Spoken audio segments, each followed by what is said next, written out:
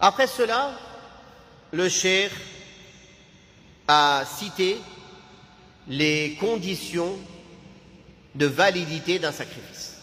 Il a dit: les bêtes acceptables en la matière sont les suivantes.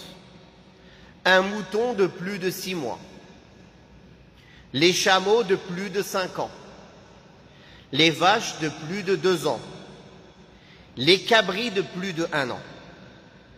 Le prophète sallallahu alayhi wa sallam a dit: il y a 4 bêtes qui ne sont pas admissibles en tant que sacrifice.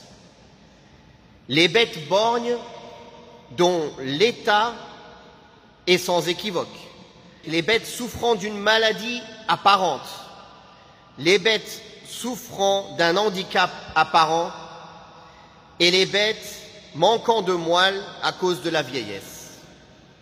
Donc, le prophète sallallahu alayhi wa sallam a montré ici les caractéristiques des bêtes à sacrifier. Dans le premier cas, le cheikh ici n'a pas cité le hadith, mais le prophète sallallahu alayhi wa sallam a dit: n'égorgez qu'une bête moussinna. Vous vous rappelez, on avait vu dans Zakat, qu'est-ce que c'est une moussinna? C'est celle qui rentre dans sa, pour les vaches dans sa 2e année, pour les chameaux dans sa 5e année. Pour les capris, elle a dépassé son 1er rang. Illa an yu'sara alaykum, sauf si vous avez du mal à en trouver de cet âge-là, alors il vous est permis d'égorger une jad'a parmi les moutons. Jad'a, c'est ceux qui ont dépassé 6 mois.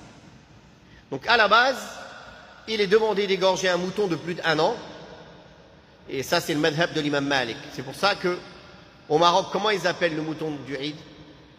Haouli. Ça vient d'où Haouli? Ça vient du mot arabe haoul, une année. Haoul.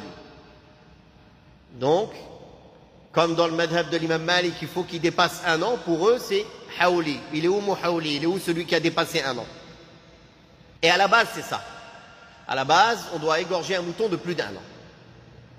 Si on ne trouve pas, ou c'est difficile, il est permis d'égorger un mouton de plus de 6 mois. Comme on peut égorger une vache de plus de 2 ans, un veau de plus de 2 ans, comme on peut égorger un chameau de plus de 5 ans. On n'égorge rien d'autre à part cela pour toutes les offrandes.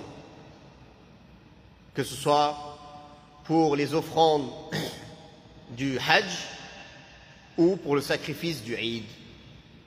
Pour la Aqiqa, il n'y a que le mouton. On n'égorge pas autre chose que le mouton pour la Aqiqa. 2 moutons pour un garçon, 1 pour une fille, avec les mêmes conditions. Vous vous rappelez dans le hadith de Jabir qu'on a vu au tout début du Hajj, combien de chameaux le prophète sallallahu alayhi wa sallam a égorgé? 63 de ses mains, et le reste, Ali radiyallahu anhu les a égorgés. 100 chameaux. Pourtant, il suffisait d'un, n'est-ce pas? Le reste était recommandé, en plus. Donc vous voyez qu'il est recommandé de sacrifier même en plus de l'obligation, pour les offrandes.